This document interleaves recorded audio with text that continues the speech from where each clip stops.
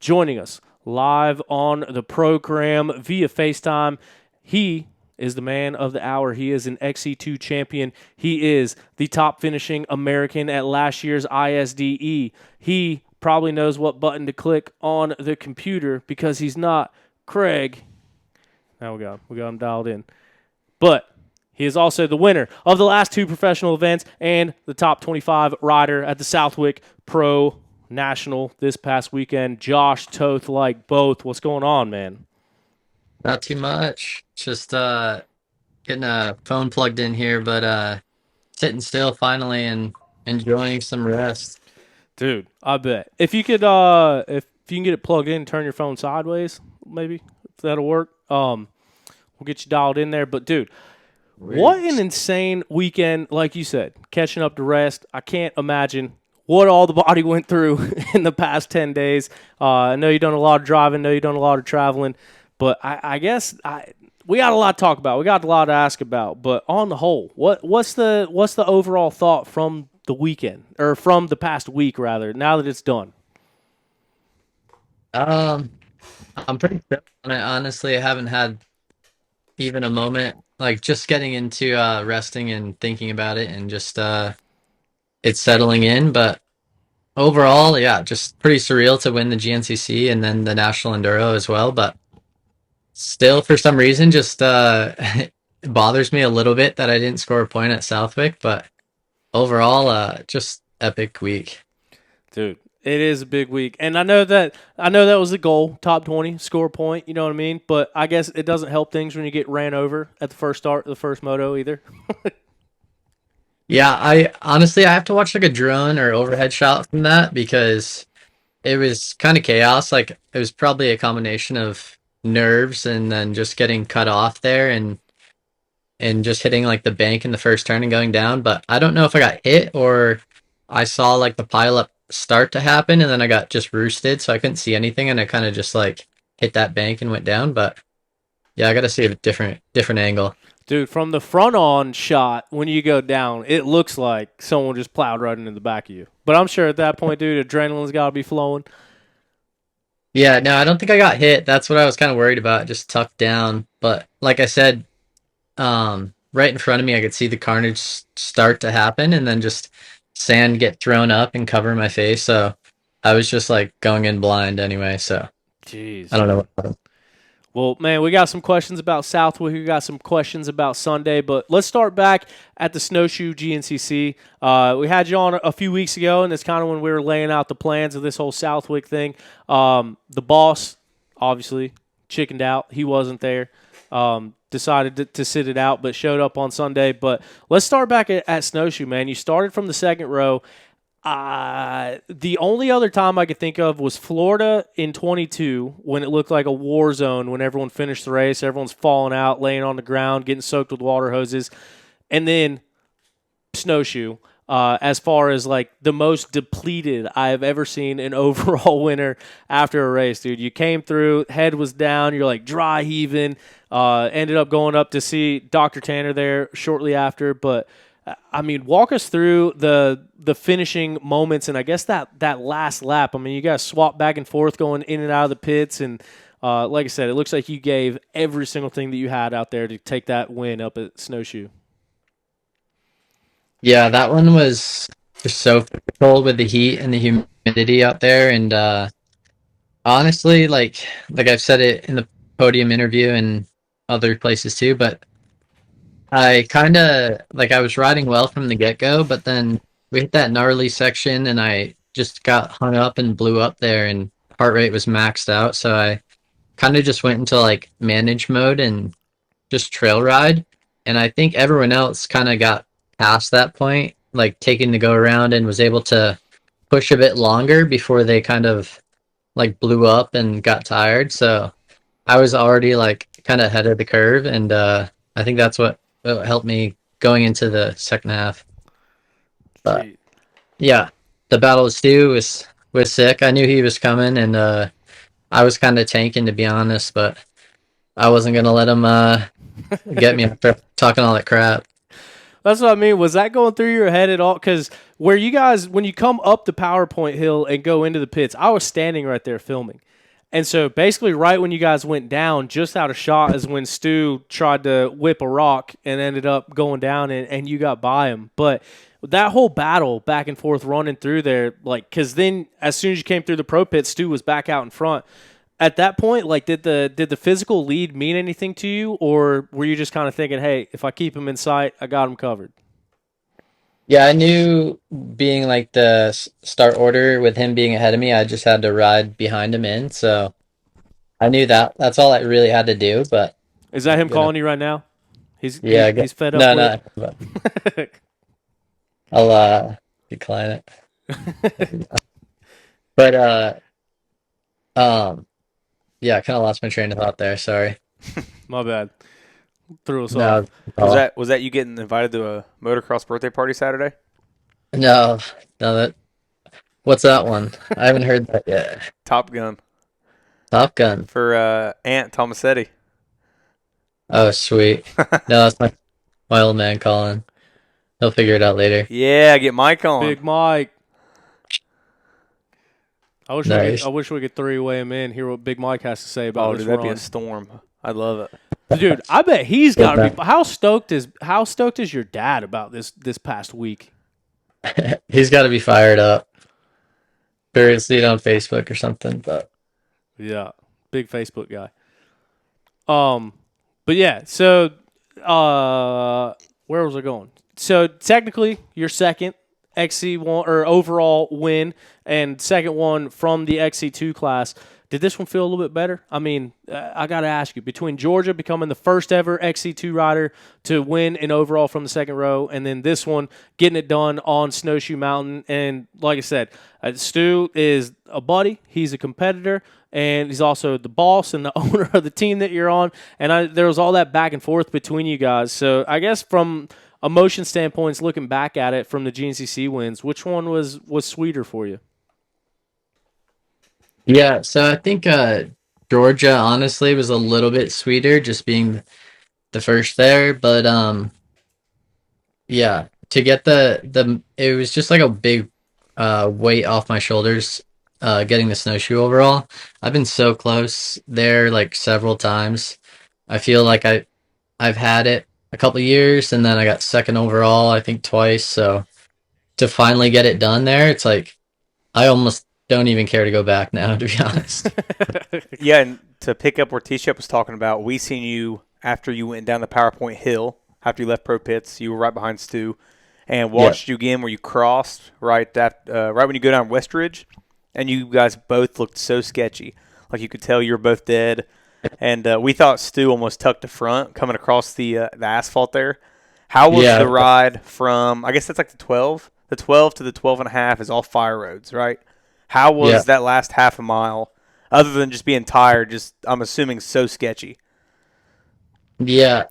Yeah, when you come back by the like the FMF hill there and grab the asphalt, just from there on out, I knew like obviously he's on the 450, so it was just flat out as fast as my bike could go, and then he pulled me on the street there, but then I just hung in a little bit, let off late, like backed it into the turn, and then we hit the slopes, and I was like trying to stay just behind his dust.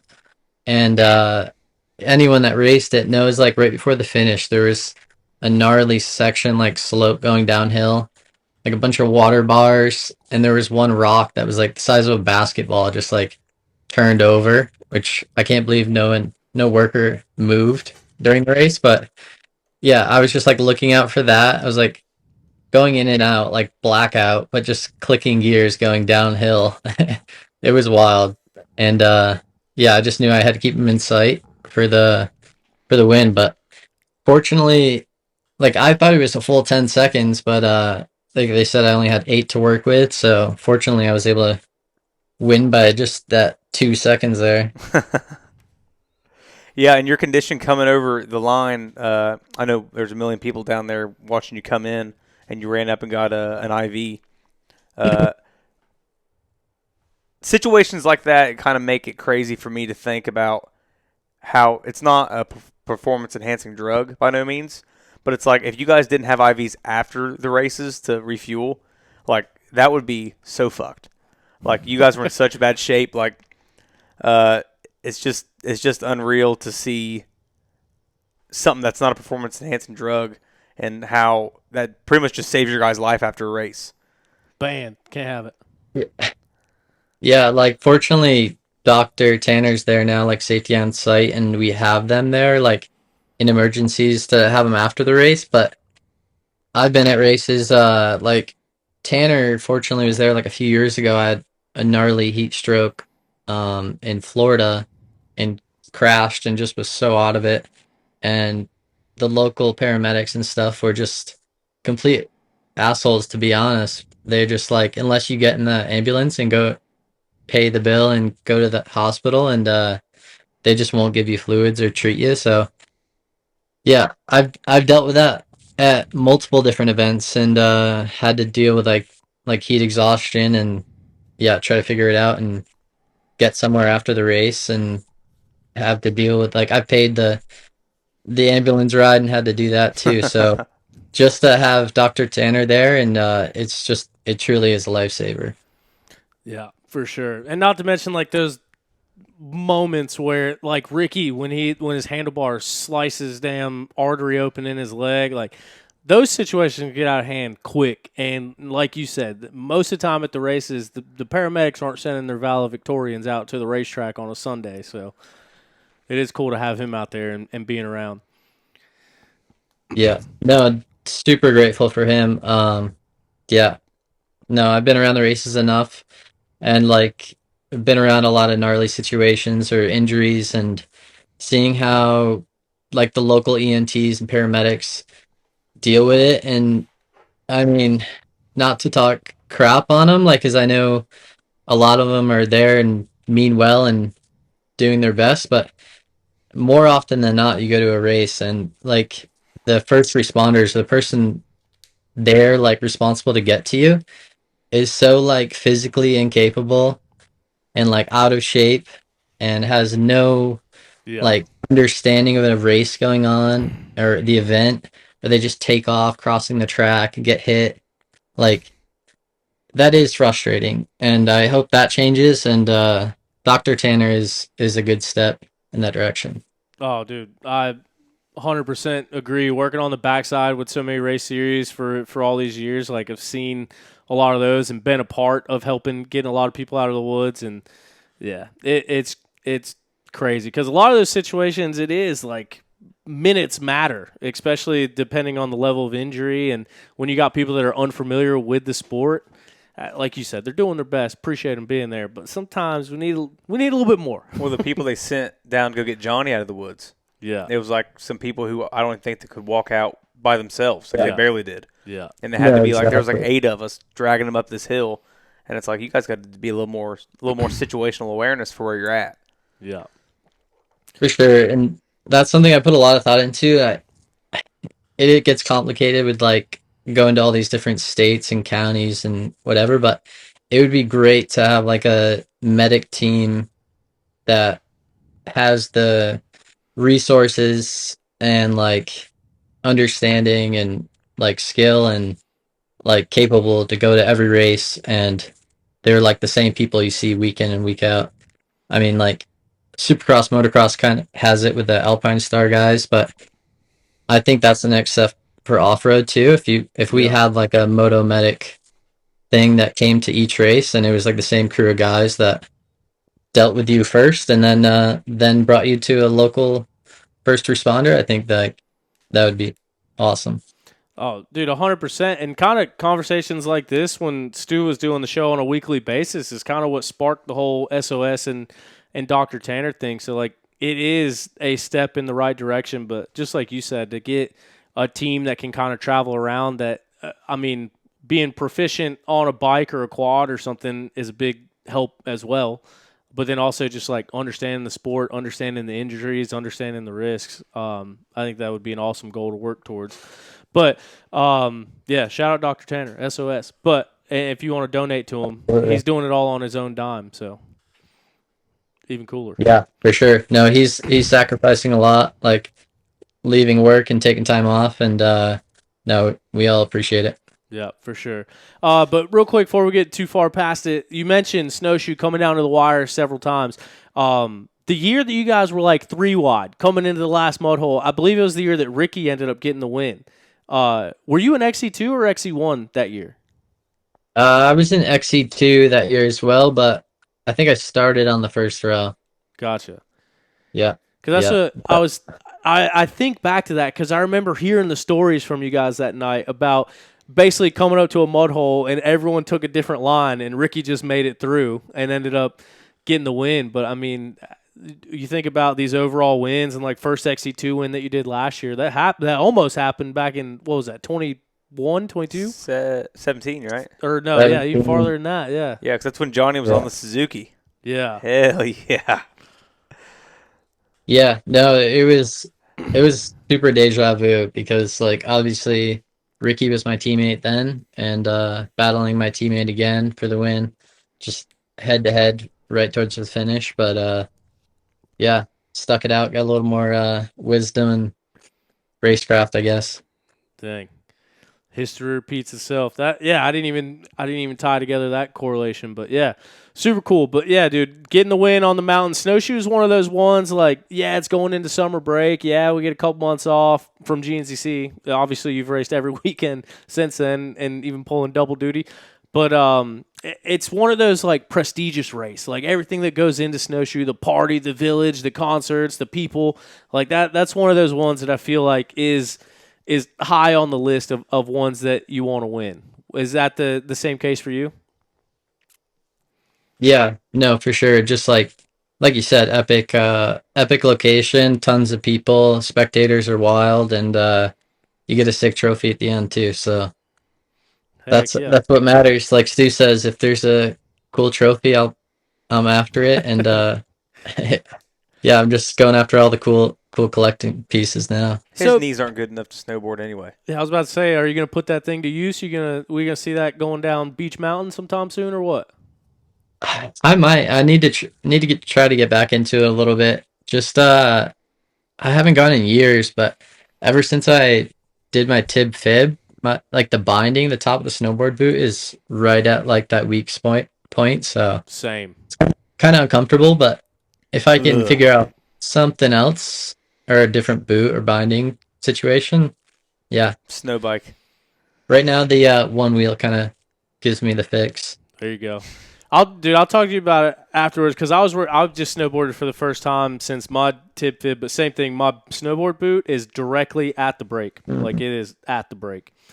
That's like just gives a big pressure point right on it. It's just uncomfortable. No good. But they used to give out snowboards for XC1, and they gave out longboards, like snowshoe longboards for XC2. Why do we quit doing that? You should be asking for a snowboard and a longboard. Did you get a longboard? No, tell me about it. I'll take one. No, that's cool. Congratulations on that win. That is actually, of all the tracks that we go to on the current GNCC circuit, Stu has won at every one of them but Snowshoe. So to edge him out, I mean, he was hungry for that thing charging and coming after you, and you got it done. So it's got to be an awesome feeling to battle down to the wire like that and come out in the middle. Maybe next year, Stu. But yeah, man, getting it going and then going to Southwick. Obviously, you're a New Englander, so it's kind of the local or the home pro motocross national, and you raced it before, I know, but I got to start it out just because we've been talking about this well-rounded rider, this all-around rider thing. We're going to ask you about it here in a minute, but just from a conditioning standpoint, physical standpoint, like fresh in your mind, you won Snowshoe, you went to Southwick, did 2 30-minute motos. What's the difference on your body from like the physical standpoint and holding up for a 3-hour race versus 2 30-minute motos? Honestly, like I think you reach the same suffering. Obviously, I couldn't suffer any worse than I did at GNCC there at the end, but I think you kind of max out and reach that intensity much quicker at motocross and you just stay there, where off road you can kind of go up and down with it and like manage it, but you just don't really have the time in moto. And like at the end there, I was kind of riding it in at Southwick just because I was so smoked. But yeah, like I said, I think it's not any, it can't get any harder physically, but it's just like you reach that point that it's really hard and you're just there quicker if you want to go fast anyway. A lot more intensity. A lot more intensity, yeah. And it's kind of like a sprint enduro, I guess, or enduro even, like where you're taking off and just going flat out. But yeah, I was definitely a little worn going into it, and I haven't been riding much motocross at all, so I don't have that intensity up. So I kind of lacked that going there, but like my endurance and stuff, like yeah, I feel like I could have kept riding, especially Moto 1. Moto 2 felt like a 2-hour race, man. That thing just kept going on. I didn't see the halfway signal. I don't think they gave it to me or what, but yeah, then finally the white flag was out. Like, how are we not halfway yet? I was like, you gotta be kidding me, dude. And I was like trying to run the numbers in my head. Like I was so spent out there, but I'm like, all right, maybe like a 2:20 lap time. How many laps? I'm gonna be out here. How many did I do? That's what I was going to ask you. How did racing rocks correlate to your training for Southwick? Because I know you rode moto one day, right? You was a Monday because you rode in Morganton. And other than that, I don't know of you riding any moto. Maybe a Top Gun Wednesday, but just straight racing National Enduro's GNCC straight to an outdoor moto. Yeah. No, not much prep at all, to be honest. Motocross, like, I've just been pretty burnt from the GNCCs and Enduros. Like, haven't had the intensity. I've been riding the 450 here and there, but yeah, not much motocross at all. A couple days at Top Gun, and then a couple local spots or sand pits. Yeah, Top And Gun's then, pretty similar to Southwick. Yeah, it's a little, Yeah. little deeper. Exactly. A little bit deeper. I did get the chance. I went over to Benix the week leading up to Snowshoe, and yeah, I really didn't ride any rocks going into Snowshoe. I just rode Benix that one day, and then yeah, that was my prep. So from qualifying, you go in, you do your, I guess, I don't know exactly the format, but you practice, you do your qualifying, you get into the motos. What kind of changes did you have to make to the 450 since you haven't really been riding it? Like you said, you rode Benix, ride it here and there. I'm just going to assume you had like 8 hours on this 450, like the whole time. Yeah. What all changes did you have to do to the bike from like practice to qualifying, just trying to get it more comfy to see, other than like, I'm assuming clickers, stuff like that? Yeah, I rode like Benix, like I said, and I haven't had a motocross setting. I just had the suspension laying in my garage from Florida GNCC that was off a 250. So it was sprung a little light, and that's what I've been riding. That's the stiffest stuff I had. So it was pretty good until like Benix, the track got just a little rough, and I was just blowing through the stroke immediately. So I told Napper at Enduro Engineering I needed a stiffer setup. He made a stiffer setup, brought it to Snowshoe, and I rode it one day and did what I could with the clickers, but it was way stiffer than what I had been running. And I think I did the right thing switching to it looking back, but not sure. Could have gone either way. Like 23 when I did it, Southwick was super like deep. It got really deep rollers, so you really needed like a stiff setup this year with it being kind of wet. Kind of got like hard small bumps. So I feel like I could have got away with a softer setup, but yeah, you don't know. The 450 was good. I definitely feel like more time on it could have helped like figure out some mapping and different things, just tuning. We brought some engine mounts, but didn't actually have any time to test them, so we just ran the stock ones. Man, so hearing the testing that went into it, not all to be desired, or I guess there's some to still be desired, I guess I would say, going into it. But, man, I know you said your goal was to go out there and score points. Hearing the training program and hearing what you put into it before you went up there to go qualify straight in to get top 25, that's got to be an awesome feeling. But, like, just from your standpoint, like, knowing these guys, riding with these guys, obviously riding at the Bennett compound and the guys that go out there, like, if you dedicated your time, like, hey, I'm a motocross guy, I'm racing the full outdoor moto season, I'm getting a bike set up, I'm testing more than one setup of suspension for more than one day before I go out there on it.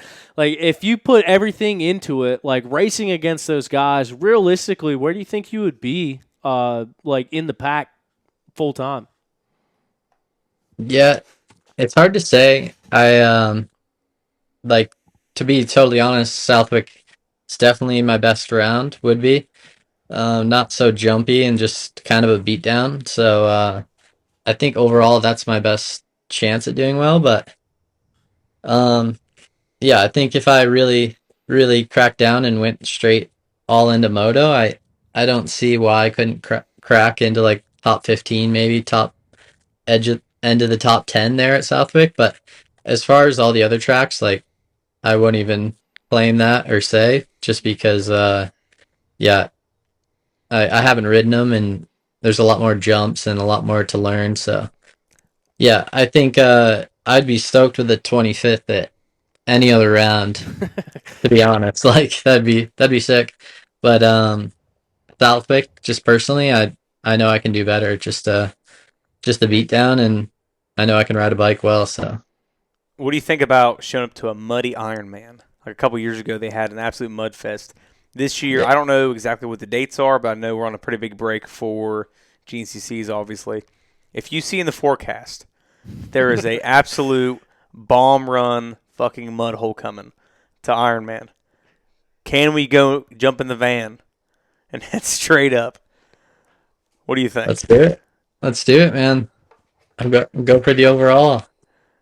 Now see, that's what we were talking about, most well-rounded rider stuff. Everyone's talking about, well, outdoor moto, if it's a mudder, and all the conversations we had about Supercross. And if there was GNCC guys out here right now, they wouldn't be having all these issues. It would be sick to see, that wouldn't be necessarily out of your realm because you've rode Ironman quite a few times. You've rode it muddy. You ride some of the moto track. I mean, other than especially if it's muddy enough not to jump the big uphill triple. Well, that's what I was about to say. Which if I the mud think got deep enough, then the jumps kind of get taken out of it to an extent. But you hit everything at Ironman whenever you did the media stuff too, right? A couple years ago. Like you're Yeah. pretty familiar with the motocross track there, fairly. Yeah, yeah, I have ridden sections of it, and I've hit like all the big jumps actually there. But yeah, racing them and racing on those big jumps is another thing, I think, against the other guys. So that could be tough. But yeah, mutter it any of the rounds too. I think I could be well up there inside the top 10. But we'll see. Yeah, especially in I California. Paula shows up with an absolute tsunami, Yeah. and Josh shows up on a KX 450. That'd be dope. Ain't no one out there ever seen a mud hole in their life. Or, dude, like when Muddy Creek was still on the schedule, or like you get one of these clay tracks and get some rain. Oh, dude, it'd be on. Done. yeah, Yeah, that'd be dope. yeah, that'd be epic. Yeah. Start watching Yeah, the like weather. the Supercross too. Like, those are so gnarly when they're muddy. Like, it's hard to see on TV. Like, I give those guys a lot of credit, especially knowing the bikes they're on, how stiff they are. Oh, It's yeah. like almost impossible to get around. But I think, yeah, those guys also just don't ride that stuff a lot. So That's I why, could- like, we talk about the well-rounded and the mixing disciplines and who's better at what, and like every time the mud race, like that real bad mud race this year, it's like everyone's like, oh man, if Toth was out there, if Grant Davis was out there, if Stu was out there, like, oh, they'd wax him. Like, watching it on TV, you can't help but to think that after seeing you guys do what you do at a GNCC, it would be sick to find an opportunity to put it to the test. yeah, for sure. I don't know about Supercross. That's a whole nother level. But Daytona, honestly, that's on the list, bucket list. Oh yeah. If I could get a license and try to do that one, that'd be epic. Is the Supercross license separate within the Pro Moto license? Like now that you've raced Southwick and stuff, like could you get into a Supercross, or is there more steps you got to go through? I think it would definitely help that I have a pro motocross license, but yeah, I don't know what I honestly. You might have to do like the road to Supercross. Yeah. Excuse me, like the Future series now. See, but there's got to be a way around. Like when the MXGP dudes come over here, like people race one-off races, like they're not going through all that. They're getting straight in. But obviously, that's more closer to the same discipline. But I mean, with you being an overall National Enduro champion, an overall Sprint Enduro champion, it seems like we could work something out. Yeah, yeah. I wouldn't want to put myself out there unless I was Yeah. half what ready and half ready and not like a hazard out there. Yeah, you're gonna have to ride two days that week before you head out to a Yeah. Supercross. Yeah, they Exactly. cut you a favor letting you try, and you don't even get in the ballpark. It's like, fuck, he ain't never tried it again. Yeah. So Moto Fro, who you gotta be familiar with Moto Fro, the New England legend. He had a good question on here. He said, "Was there any point at the WIC where you thought about saving yourself for NEPG, or were you all in?" So you talked about that second moto, like, man, when is this thing gonna end? Didn't see the halfway mark, didn't see any of that, and like. Obviously, knowing you're right outside the top 20, was there a moment where you're like, "Damn, I gotta do this again tomorrow. Let me just cruise it on in," or were you full pull the whole time? Yeah, yeah, pretty much. I kind of wrote it in that second moto, and yeah, I was the first moto. Honestly, same thing. Kind of wrote it in there at the end. Just kind of thought the bike was slowing down a little bit, so we swapped a clutch and kind of had the same thing there in Moto 2 at the end. So was kind of managing it, but yeah, I was smoked too, and it was going through my head like I was looking ahead. There wasn't really anyone I was catching, and then there wasn't anyone catching me there at the end. So yeah, just try to catch a few breaths and save myself, but not much. Only 2 laps worth, maybe. Dude, that's a tough schedule, especially the timeline to get over to Ohio to do the National Enduro. But another guy, like I saw like the Racer X post about you and GNCC stuff, and I saw a little bit of stuff about Mike, but it really seemed like you stole a lot of the attention just coming off of that snowshoe win. I think had a lot to do with it. But did you talk to Mike Wachowski much out there? Because I mean, he rode a pretty good race too. I think he edged you out in qualifying by just a couple spots, but then you got him in the motos. But the two GNCC boys out there, did you get a chance to catch up with him at all and kind of get his thoughts on what his Southwick experience was like? Yeah, yeah, I did talk to him there for a bit, and it was cool just having someone else out there that you kind of relate to, and we're both in the same boat, just taking it all in. But no, he rode really well, honestly, and he mentioned like I asked him if he was going to do more, what he thought of it, and he just said how stressful it was, and it definitely is. Like qualifying, that whole process part of it, like you're not even. It's just crazy going there, and you're not even guaranteed to race. It's not something we're used to as like an off road guy. Yeah. So I think he enjoyed it, but it also was just a lot. It's stressful, but yeah, he rode well. We battled for a little bit in Moto 1. Once I saw him, I ran him down, give me a little fire. Couldn't let another off road guy be ahead of me. Yeah. So what about so after the second moto, it's what was it? Is it 12-hour drive to Jackson to Wellston? So Yeah. kind of walk us through. You get in, you pretty much throw all your stuff in. I don't know if you had interviews, if you had some things to tidy up before, probably see family, and then is it you, Banjo, Nicole, and was Grady with you? Yeah. Packed Yeah. into the van and express shipped overnight. Overnighted it for sure. It was mayhem. Like just got a pressure washing, no shower, just sprayed off after the moto. Hell yeah. I cleaned off, piled everything in. Like bikes were hot, trying to work around that. And like you said, say bye to family, friends. I'm like, yeah, thinking of friends too. Chris Canning and John Adamy, Justin Coquinos, all those guys from New England. They like helped us out so much. Gave us a shop to work in like during the week to get ready. So shout out to all those guys. But yeah, just packed up, said our goodbyes, and yeah, try to get some sleep. The four of us, just in my Sprinter van, and the thing was loaded down for 3 different races. So I'm so glad I did not go. four You were people. see whenever you were supposed to fly back, you had mentioned I guess me, Eric, and Suddy. So why don't you guys come up to Southwick? We'll just you guys drive back. Five Oh, or man. six people in that Sprinter van. They'd think we were smuggling Mexicans, smuggling illegals. Yeah. Yeah. No, it's pretty classic. I got like probably 5 hours of sleep in the back there, but it was tough. It was a long night, just getting bumped around in the van, and then pulled up to the NEPG like the sun's coming up. Jeez. Hell yeah, we Yeah. made it. Yeah, because I think I got there at probably 7:45, and I kind of Yeah. forgot all about what time you were gonna get in. I didn't know. I didn't even know you drove until I seen you morning of. And I was Yeah. like, man, you look like Yeah. shit. It looked I felt rough.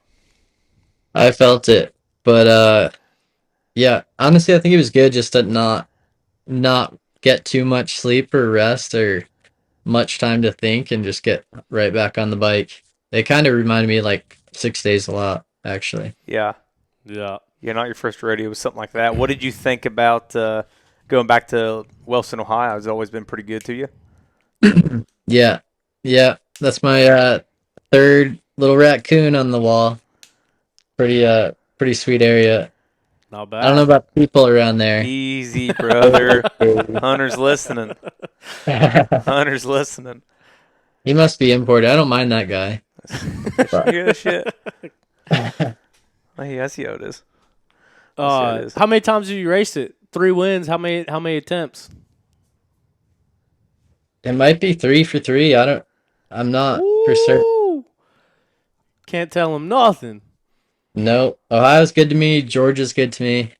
I think it's the slick dirt, honestly. Both of them are kind of similar. So coming back, going to Penton, keep the GNCC win streak rolling. Maybe another top American ISDE coming off into the end of summer break too. Trying to make us some money, son. That's right. How difficult is it between swapping bikes back and forth at National Enduros? You riding a 250? Yep, 250X. So do you notice a big difference, like riding the 450 all day on Saturday and then jumping on the 250? Like, is there any kind of learning curves, or was there any, I guess, soreness too going into it?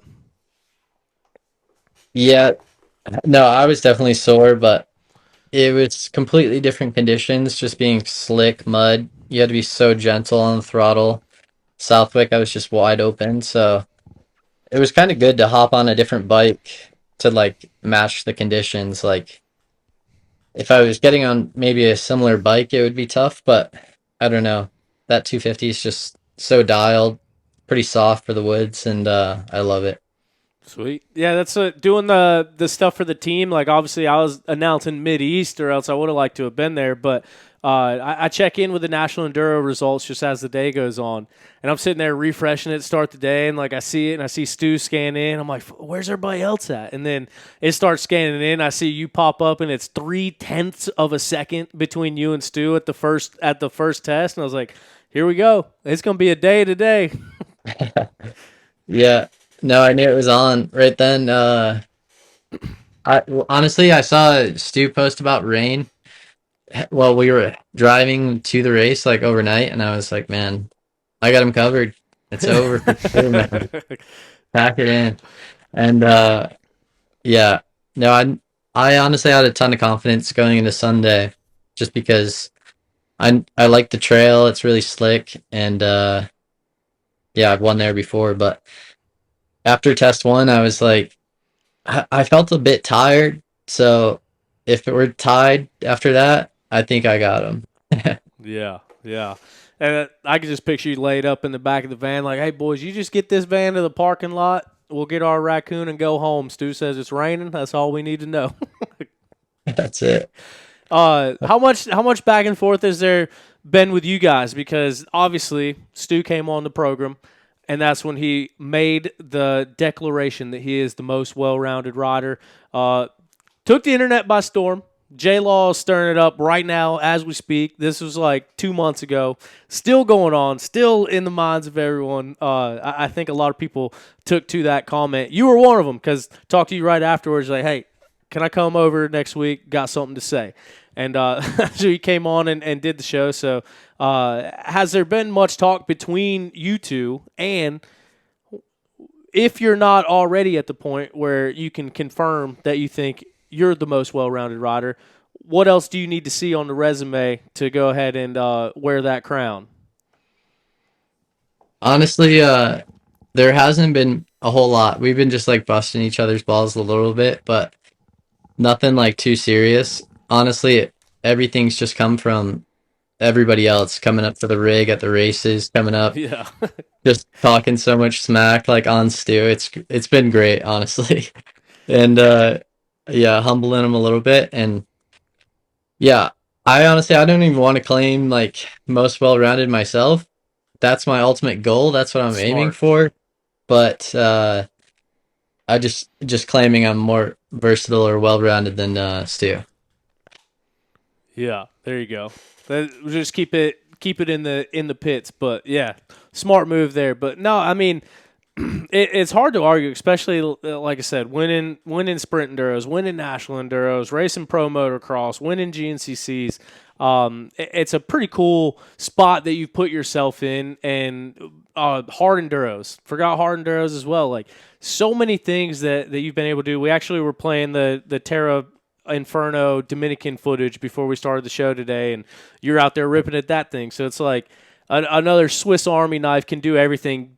What discipline do you like the most from all of them? Like if you had to do one, I think we asked you this when you were here, but get you riled up again. Which you had some more time to think about it. Yeah, since Paul then. Alley asked the same question. I know it's probably not GNCCs if I had to guess. No. If you just for enjoyment, I don't know, a hard enduro bike setup, just to go out in the mountains and just play around is just ultimate freedom if you have the right spot too. But I can say the same for like a 450 just out in the sand pits or like hill climbs or wherever you can just go find jumps and free ride. Like that's my ultimate favorite thing to do. Heck yeah. So you said after the first test, you knew you were pretty much good. What did you think about the first? I guess the second half of that first test was so slick. But what did you think about that first test? Because there's so many guys coming into the second, and they're like, "Dude, that was bullshit," because they were so mad how tight it was. Because we had you obviously weren't there. Saturday it was pretty good weather, real hot. It dried out. The club was talking about how good the track was, and then about 8:30, the sky just dropped. It just started pouring, and everyone was like, "Oh shit!" Another Ohio mutter. So how was that first test? Because there's a lot of guys listening right now, especially in the comments that I recognized from the race that had mentioned, "Man, this is terrible." How slick it was. Man, that I thought it was awesome. Yeah. I know it wasn't the same for every row, and it was super slippery. Don't get me wrong, but to be able to like slide around and move around where you want on the trail and like have options, but also have the rut kind of like a slot to like always fall back to is so fun. It's just ultimate enduro trail. So you can get going so fast, but then every corner has like a bit of a rut, like a shallow rut. So I was having a blast, but kind of midway through, I slammed my right foot on the foot peg. Like my foot was on the peg, but just against a tree. And I think broke like a middle toe on my right foot. And sitting there between the first test and the second test, everyone was just talking about it and stuff. And I was just sitting there just, man, I hope my toe is still there. I think it was just so numb, and yeah, my whole foot was just, it made me sick. But Yeah, I was one of those people in the comments complaining about it because I wrecked in the first turn in front of I everybody. heard that. I Wrecked in heard the that. first turn, and then I wrecked maybe half mile in on a downhill, leaning over the front of the bike, and the front end just gone. And I just roll down this hill, and I'm like, "Are you shitting me, dude? If this is how today is going to go, I should have just stayed at the house." But um, I thought this year it was super good, especially going through Test 6. I know me and you talked about it before. I really liked how they put a challenging section in. I heard some guys, which Test 6 is an A-only section, so it's usually not many people who aren't, experienced with that kind of stuff. It was nice seeing a pretty gnarly section, even though I think Tests 1 through 5 had their challenges, just maybe just because of the rain and how slick it was or whatever. But the hill climbs in 6 and just some of the technical spots, what did you think about that? Yeah, I think that's killer. Like that's true enduro trail right there, and um, yeah, I think it should be included in every test 6 if it's like an A only section where all these riders are plenty capable. So I think it's cool to like be able to put your skills to the test and yeah, just just challenge yourself. Like I said, all of us are expert or pro riders, so we should be able to ride anything they really throw at us. Expert. Did you hear him say I was an expert? And then it's You at hear the 'em? end of the day, they don't gotta worry about towing people out, getting people out of the woods. Yeah, they don't care. Get it You're an figured expert. out. Push it, brother. Exactly. Hey, you're an expert. I'm still curious what the Georgia's Test 6 is, or 7, I guess. Well, what is the Georgia one? Because 2 years in a row, AG hasn't been able to run a section because of weather. Yeah, I'm curious yeah, how that one- is. He keeps saying it's gnarly. He said it's good. Man, We'll never know. no, there is a gnarly spot in there, but it's just so tight. AG just loves to make that thing melt you down in there. But yeah, Uh, I could go without the tight stuff, but the challenging stuff like we had this weekend was a blast. Like all the off cambers, the logs, uphills, plateaus, that was sick. And just so you know, it was hills, like real hills. yeah. They said on Test 6, That's hey, rough, kind of right? watch what you do taking off. And I heard that they Yeah. took a hill out of the very start of 6. But you go straight down a downhill. And I know all these landowners. It's the funniest thing now sitting here talking about it. That was at my buddy my buddy Andrew's Uncle Shad's place. So you take off in his yard. I'm a liar. It ends up in his yard where the hill climb was, the big hill climb where you go down the road. Yeah. But Yeah. you take off in one of their family members' yards. You immediately go straight down a hill, down to the bottom of a ravine, and then you go shooting straight back up the hill. And then there's a metal gas pipe running on the side of the trail. Did you ever notice it? It's like a little Yeah, natural yeah. gas pipe. It's I like did kind of see that. snaking around. There's a couple spots that screw you if you hit it. But as soon as you got into the woods, gnarly downhill, 90, straight back up a hill, and I thought, holy shit, they weren't kidding. There's 12 of these things in here. So it was good. Where was that on the follow cam footage, the little double step up into the ravine? What section was that in? Um, I want to say like 3 or 4 maybe. Brock was following me. Yeah. I'm not sure. So I saw your comment on there saying that you wish you could go back and double into that ravine. It looks like it'd be a fun little jump, but how tough is it to commit to stuff like that blind? Like these national enduros, you're not biking the track, you're just kind of seeing it and reading it. How often are you seeing lines like that and like, oh, let's try to double this, see what happens? Yeah, pretty often. Like I don't know if it's dumb or not, but it seems to be pretty efficient and quick. But I jump as much stuff as I can, just sometimes just for fun, or sometimes just like the ground's so rough, you take a jump, you could avoid 3 or 4 bumps and save a lot of time and energy. But uh, there's a couple hairy moments. Like there was actually one there was kind of like an on off out in the woods, and yeah, I jumped on and I went to go for the next one, and I don't know if I shifted down when I landed and didn't get like the lift on the second one. The nose kind of dropped over the ravine, and I was like, for a second there, I was like, man, should I jump through the bars right now? And then it just I geez. landed on the other side, nose down, and I saved it. And I was like, man, glad I didn't jump. Dang. That's gnarly. Yeah. I guess it works out. You got big old number one on the side on your bike, so I guess it's saving some time in there somewhere. Yeah. No, you kind of you got to pick and choose too. Like I try to look as far ahead as I can to like plan for that, but I have a really good read on like the trail and how it's getting torn up too. You can tell what's coming up by how aggressive people are braking or how hard they roosted out of the turns. You'll see a lot of dirt piled up. Yeah. And I have gotten good at reading trail like that. And I think that's what the Baylors are really good at too. So anyone excels at enduros.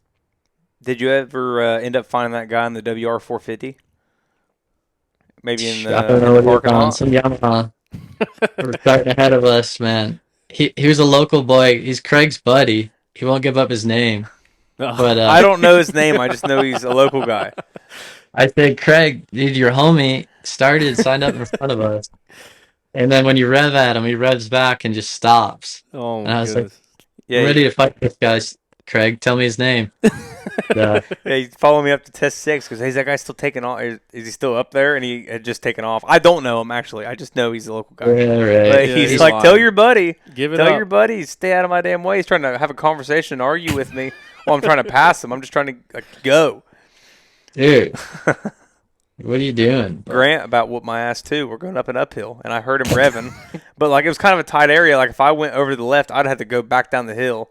I was like, Grant, I'm sorry, and I'm like as fast as I can go. And as soon as I get to the top, I move over. He revs, turns around like the most aggressive way possible, and I know he's just like, "Fuck you, dude, get out of the way." Oh, man. Grant, I'm sorry. You know he's got his helmet off. Oh man, you're fine. But when he had his helmet on, if you've ever had a Baylor behind you, you know what the sound is. It's just the most aggressive 450, I'm going to kill you rev ever. And I'm like, fuck. 'Cause I was 32. So behind me was Stu. Then it was Josh. Then BK, Grant. Like, Yeah. I kept getting screwed, dude. How do you think we felt, man? Yeah, well, fair enough. Especially when you got your buddy up there lead blocking. Yeah, listen, I feel Holding like Toth up. I pulled over pretty good. I thought I was a pretty good sport about it when I could be. But I could see where some guys, even the old men that have like the cut down bars, and they're like, if you're faster than me, then just pass me. It's like, all right, brother, straight through you. So I get it. Got to do it sometimes. Man, I know you've been on a time crunch, so I'll let you go. I really appreciate you taking the time out. Just got like one more quick question. Eric Geese, like the bird, has joined the chat on YouTube. Oh boy. I'm quoting this. This is directly what he said. He said that you suck at dirt bikes. He said you're not very good at riding, maybe not even an expert, he says.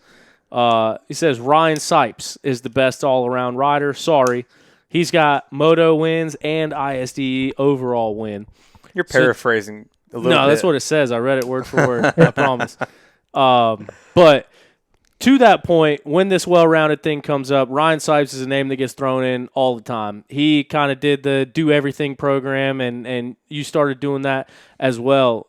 So, two-part question. One, has Ryan gotten involved in this spat between Stu calling himself the most well-rounded? You do what? I actually have a charger here. Phone's dying quick. Uh-oh. Yeah, I saw Sorry. it glitching. I didn't know if it was my computer or your phone, but that's what happens when they run low. We kept you too long. I'm sorry. There we go. We got him back. We're bad. Welcome back. We got a charger dialed in. My bad. Oh, no, Wasn't. no worries. I've probably taken up way more time than you intended for me to, so my apologies, and thanks for doing it. No, you're good. But yeah, I no, think we're talking about Sipes there, but yeah. No, I think Sipes has me covered as far as the record books for now.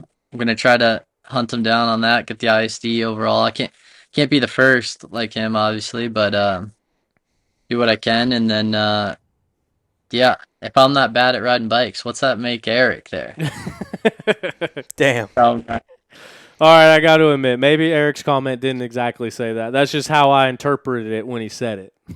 Oh, that sounds like something Eric would say, so I have to give him. Yeah, very monotone. Yeah, he's a piece of shit. Piece of shit. He's not as good as Sipes. No, Fuck like the Sipes thing, he is a Swiss Army knife for real, and he does get thrown into all these conversations. That's why I was wondering if he caught any wind of the back and forth on the internet, and if he like you know what I mean, the picture of the Ninja Turtles walking the little Rat Master away, and they're like. I just wonder if he ever came and sat you guys down and said, "Listen, boys, you guys are arguing for the wrong reasons. I'm the guy." I didn't know if he had gotten involved in the conversations.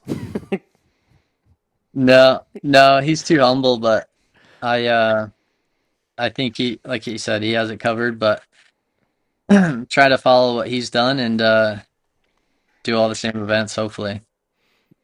Eric's texting me talking shit now too. He's got something to say, doesn't he? So that was going to be my the second part of the question, and then we'll let you go. We got a couple weeks off, and then going racing at the Rattlesnake up in Pennsylvania, and then after that, it'll be a couple weeks and heading over to Italy for the ISDE, and obviously Ryan, first American to win the overall. You top finishing American last year.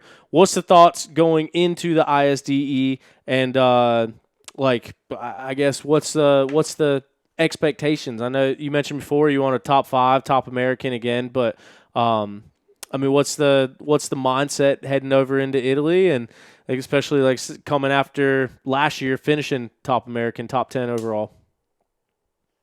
Yeah, I really want to get some test wins and just be competitive, like with the top guys over there, and with Josep and Steve and Verona and all those guys, and just like I said, be competitive, consistent, and try to be top 5 by the end of the week. Top American would be awesome. Heck yeah. Oh, I don't know if we got muted. Can you still hear us? Yeah, I can hear you. Okay.